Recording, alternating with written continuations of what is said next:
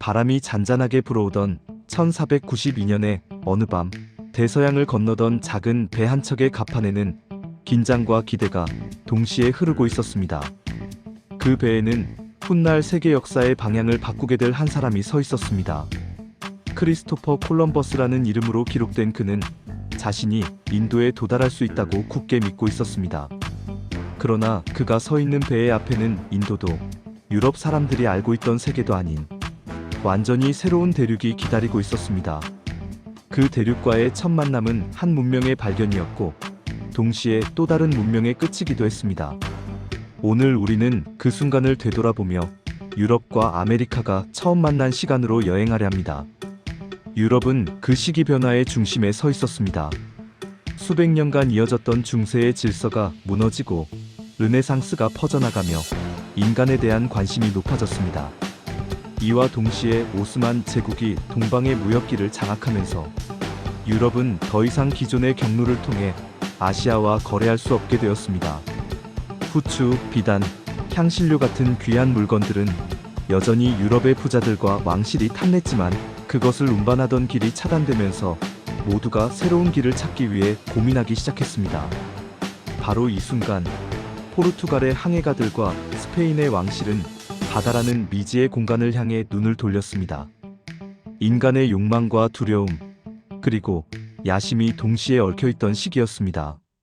콜럼버스는 이 흐름 속에서 자신만의 길을 찾은 인물이었습니다. 그는 지구가 둥글다는 사실을 이용해 서쪽으로 항해하면 인도에 도달할 수 있다고 주장했습니다. 그의 생각은 당시 기준으로도 대담했고 많은 이들은 그의 계산이 잘못되었다고 비판했습니다.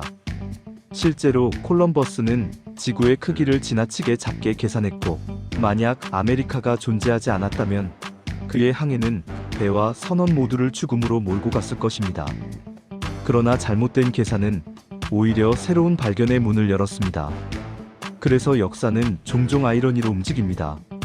인간의 실수가 새로운 세계의 발견이 되고 잘못된 믿음이 거대한 역사의 전환점을 만들어냅니다. 그해 10월 12일 콜럼버스는 마침내 육지를 발견했습니다. 바다 위에 떠오른 낮은 섬의 모습은 그들에게 새로운 희망을 의미했습니다.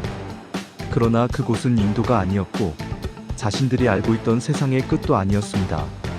그곳에는 이미 수천 년 동안 독자적인 문명과 문화를 이루며 살아온 원주민들이 있었습니다. 그들은 자신들의 세계 속에서 자연과 조화를 이루며 살았고 자신들만의 언어와 신앙, 농경기술, 사회구조를 갖고 있었습니다. 하지만 콜럼버스와 그의 선원들이 보기에 그들은 유럽의 문명 기준과는 다른 세상에 살고 있었습니다. 그들은 자신들을 환영해준 원주민들에게 친절하게 대해 보이려고도 했지만 동시에 그들의 손에 쥐어진 것은 탐욕과 야망으로 가득한 스페인의 후원이라는 사실을 숨길 수 없었습니다. 콜럼버스가 남긴 기록에는 원주민들이 순하고 전쟁을 두려워하며 금을 찾아낼 수 있을 것이라는 기대가 담겨 있었습니다. 여기서부터 역사의 토미바퀴는 빠르게 돌아가기 시작했습니다. 유럽인들이 새 대륙에서 발견한 것은 단지 땅이 아니라 금이었고 은이었고 수많은 자원이었습니다. 그리고 더 중요한 것은 그 자원을 손에 넣기 위한 명분이었습니다. 유럽인들은 스스로를 문명화된 존재, 기독교를 전파하는 사명자로 규정하며 원주민들에게 자신의 세계관을 강요하기 시작했습니다. 그러나 그 뒤에 숨어있던 것은 새로운 영토와 부를 차지하려는 냉정한 욕망이었습니다. 콜럼버스 이후 수십 년 동안 유럽의 탐험가들은 끊임없이 아메리카로 향했습니다. 코르테스는 멕시코로 향해 아즈텍 제국을 무너뜨렸고 피사로는 안데스로 가서 잉카 제국을 붕괴시켰습니다. 이들이 맞닥뜨린 문명은 유럽인들이 상상할 수 없을 만큼 정교하고 복잡한 체계를 갖추고 있었습니다. 태양을 숭배하는 신앙, 정교한 농업 시스템, 뛰어난 건축 기술, 수학과 천문학의 발전 등은 그 자체로 독자적인 세계였습니다. 그러나 유럽인들은 이 문명들을 이해하려 하지 않았습니다. 대신 자신들이 지닌 방식이 더 우월하다고 생각했고 무력과 전염병, 강제 노동을 통해 원주민 사회를 빠르게 무너뜨렸습니다. 이 과정에서 가장 치명적인 역할을 한 것은 총독, 칼도 아닌 전염병이었습니다.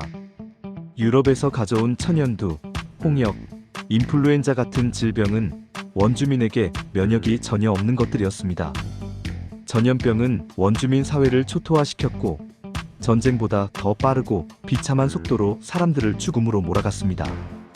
어떤 지역에서는 인구의 90%가 사라지는 참극이 벌어졌습니다. 유럽의 정복자들은 이러한 상황이 자신들에게 유리하게 작용한 사실을 알고 있었고 때로는 의도적으로 감염된 물품을 원주민에게 제공하기도 했습니다. 이것은 명백한 파괴였고 문명이 문명을 짓밟는 과정이었습니다. 그러나 유럽이 아메리카에 가져온 것은 파괴만이 아니었습니다.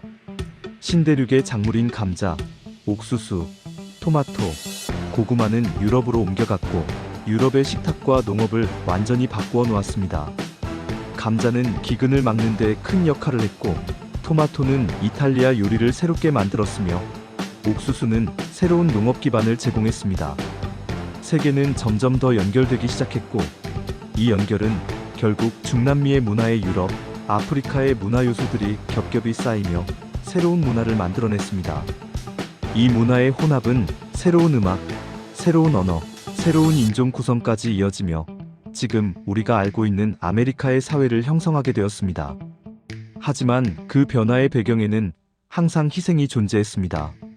수많은 원주민이 땅을 잃고 목숨을 잃었으며 아프리카에서는 수백만 명이 노예로 끌려와 아메리카의 농장에서 강제 노동을 감당해야 했습니다. 유럽과 아메리카의 만남은 인류사를 바꾼 거대한 사건이었지만 그 속에는 눈부신 발전과 동시에 벗어날 수 없는 비극이 함께 존재하고 있었습니다. 그래서 이 역사는 단순한 발견의 역사가 아니라 충돌의 역사이자 상처의 역사입니다. 오늘 우리가 아메리카 대륙을 보면 그곳은 유럽 문화, 원주민 문화, 아프리카 문화가 얽혀 만들어진 복잡한 공간입니다. 새로운 문명과 새로운 국가가 탄생했지만 그 기원에는 다층적인 이야기와 서로 다른 목소리가 존재합니다. 유럽인의 시각으로만 본다면 신대륙 발견은 위대한 업적이었지만 원주민의 시각으로 본다면 그날은 잃어버린 세계의 시작이었습니다. 역사란 언제나 여러 방향에서 바라보아야 이해할 수 있습니다. 그때 비로소 우리는 그 시간이 남긴 의미를 제대로 이해하게 됩니다. 이제 우리는 한 가지 질문을 다시 떠올릴 수 있습니다. 콜럼버스의 항해는 과연 발견이었을까요? 아니면 침입이었을까요? 아마도 그 답은 영원히 하나로 정리될 수 없을 것입니다. 그러나 한 가지 확실한 것은 그날 이후 세계는 더 이상 이전으로 돌아갈 수 없었다는 점입니다. 윤리, 과학, 문명, 문화의 경계가 모두 흔들렸고 새로운 세계 질서가 만들어졌습니다. 유럽과 아메리카의 최초 접촉은 인류가 서로를 만나는 방식이 얼마나 복잡하고 강렬한지를 보여주는 상징적인 사건이었습니다. 그리고 그 이야기는 오늘날까지 계속해서 우리에게 질문을 던지고 있습니다. 우리는 그 만남에서 무엇을 배워야 하는가? 우리는 지금 어떤 방식으로 서로를 만나고 있는가? 역사는 그 질문을 통해 우리 자신을 비추는 거울이 됩니다.